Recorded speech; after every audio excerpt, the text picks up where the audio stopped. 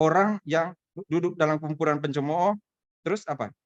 Kesukaannya ialah Taurat Tuhan, yang merenungkan Taurat itu siang dan malam. Dia berbuah, begitu. Orang yang percaya. Ya. Sekarang yang tidak percaya, saudara lihat. Hati-hati ini. Bukan demikian orang fasik. Mereka seperti sekam yang tiup angin, melayang. Di sini ke sana, dari sana ke sini. Pokoknya begitu. Nggak ada pendirian. Ya kan? Karena melayang, bukan berdiri. Kalau berdiri kan ada pendirian. Ini seperti sekam. Tiup sana, tiup sini. Melayang. Pokoknya hidupnya melayang-layang. Hidup di angan-angan. Tapi nggak bisa tentukan apa yang harus dibuat. Kalau orang percaya kan dia tahu kesukaannya ialah Taurat Tuhan. Yang tidak percaya, yang fasik. Dia, sebab orang fasik tidak akan tahan dalam penghakiman. Baru ada masalah dikit, teriak itu orang fasik loh. Bukan orang yang dikuduskan oleh Tuhan. Kalau orang yang dikuduskan oleh Tuhan, lalu baru ada masalah sedikit. Berteriak tidak tahan dalam penghakiman, mungkin dia adalah orang fasik. Ya, itu orang fasik. Terus, begitu pula orang berdosa dalam perkumpulan orang benar. Saudara perhatikan saja kalau lagi ibadah kita di sini. Lalu ada orang tidak tenang. Nah, menurut Mazmur 1 ayat berapa ini? 5, saudara boleh baca nggak? Hah? Ini Alkitab loh yang bilang. Menderita sekali dia. Itu orang apa? Begitu pula orang berdosa dalam perkumpulan orang benar. Begitu aja tandanya. Makanya bagus banget itu dibaca oleh Malik tadi. Sekarang orang yang punya Roh Kudus bagaimana? Orang yang punya Roh Kudus? Hah? Yang punya Roh Kudus gimana? Menjadi dikuduskan? Oke? Ya, dikuduskan, terus dimeteraikan, oke? Diberitahu bahwa kamu sekarang sudah selamat. Saudara langsung duduk tenang ya kalau bilang begitu, tidak tahan dalam kumpulan orang benar langsung. Coba kalau nggak baca ayat itu. Nah, gitu. Nah, saya tiap mau khotbah ini saya baca dulu Mazmur 1 ayat 6. Supaya jadi tenang, ini bagus kayak begini. Enggak, ini benar ayat bilang. Enggak bisa dirubah nih ayat. Orang berdosa itu tidak tenang dalam kumpulan orang. Jadi kalau saudara orang-orang dalam kumpulan orang benar beribadah maksudnya. Jadi kalau ada orang tidak mau ibadah, saudara nggak usah sini. Nggak usah. Karena kalau dia datang menderita, dia sedang mempraktekkan Mazmur 1 ayat berapa tadi itu? 5. Langsung tenang banget nih saudara. Bagus kalau begini. Ini tanda-tanda orang yang dikuduskan oleh Tuhan. Ini adalah tanda-tanda orang yang diberi Roh Kudus dalam hidupnya. Supaya kudus dan tak bercacat. Ada tadi yang indah sekali tadi menurut saudara-saudara, tapi mungkin saudara nggak sadar. Waktu Ibu Tanti main musik, lalu itu lagu, lalu semua bunyi-bunyi sepatu. Iya kan? Ternyata saudara menyanyi dalam hati kan? Tadi perhatikan nggak? Perhatikan deh. Ya tadi yang Ibu Tanti cuma main apa? Instrumennya, saudara main. Saya di mereka lagi menyanyi, berarti mereka ini bukan orang-orang nyanyi begitu. Tapi jangan kalau lagu lagi jalan terus bunyi. Ah, itu orang tahu sendirilah. Ya kan? Tiba-tiba lagi di gereja tapi lagi olahraga. Nah, itu tanda orang. Jadi biar udah sakit, saudara, daripada bilang orang fasik. Sakit gigi, kalau sakit gigi, tahan terus. Lebih baik sakit hati daripada sakit gigi. Iya kan? Karena orang yang dimeteraikan dengan Roh Kudus itu, dia bilang, di dalam dia ketika kamu percaya kamu dimeteraikan dengan Roh Kudus yang dijanjikannya itu. Ada Roh Kudus loh di dalam orang percaya. Dan hanya orang yang punya Roh Kudus yang mau menyembah Tuhan. Karena kalau ada Roh Kudus itu akan menarik dia untuk datang pada Tuhan. Roh Kudus akan membawa dia datang pada Tuhan. Kita sudah bahas kan di Yohanes pasal 14 sampai 16 kan? Apa yang Roh Kudus lakukan?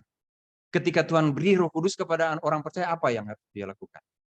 Roh Kudus akan menggerakkan orang percaya untuk mengingat apa yang Tuhan katakan. Bukan hafal ayat, bukan. Tapi dia tahu apa yang Tuhan maksudkan. Itu yang dimaksud dengan ketika dimeteraikan dengan Roh Kudus, menjadi milik Roh Kudus akan menggerakkan dia untuk selalu ingat apa yang Tuhan katakan. Orang yang punya Roh Kudus akan selalu ingat, saya punya tugas, saya akan memberitakan firman Tuhan. Jadi Oma Lena itu salah satu buku. Kalau orang nggak punya Roh Kudus, orang masuk neraka bilang, lu neraka kan lo? Ya kan? Ya kan? Kalau orang yang punya Roh Kudus, dia akan tahu saya adalah milik Tuhan. Dikuduskan oleh Tuhan, saya adalah milik Tuhan dan saya akan pakai hidup saya untuk melayani Tuhan. Kalau tidak, Roh Kudus tidak akan ini, saudara. Masih ingat minggu lalu saya bilang? Banyak sekali orang percaya mendukakan Roh Kudus Allah. Bagaimana cara mendukakan? Bayangkan adalah Roh Kudus itu. Roh Kudus arahkan dia ke kanan, dia bilang, enggak, ke kiri. Roh Kudus nggak pernah tarik dia untuk balik. Dia cuma bilang, duh anakku, kamu tahu nggak, saya bayar dengan darah putra Allah. Saya ada di dalammu karena putra Allah yang kekasih menyerahkan nyawanya bagimu. Tapi kenapa engkau tidak mau jalan seperti yang saya mau? Roh Kudus mengarahkan kita untuk memuliakan Tuhan, tapi Roh Kudus tidak pernah memaksa kita. Karena Allah tahu siapa yang mau jadi percaya dan melayani Tuhan, dan siapa yang menjadi percaya dan tidak mau melayani Tuhan. Ya, tahu nggak ada murid-murid dengan Tuhan Yesus dan dia tidak melayani Tuhan, tapi dia seolah-olah adalah seorang pelayan Tuhan. Namanya Yudas Iskariot. Apa akibat dari Yudas? Mati. Hah? Mau tunggu mati dulu. Ya.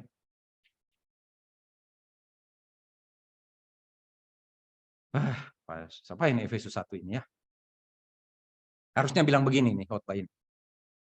Setiap orang percaya yang punya Roh Kudus, dia pasti masuk surga. Tapi kalau bilang begitu kan saudara sudah tahu ya? Saya juga sudah tahu.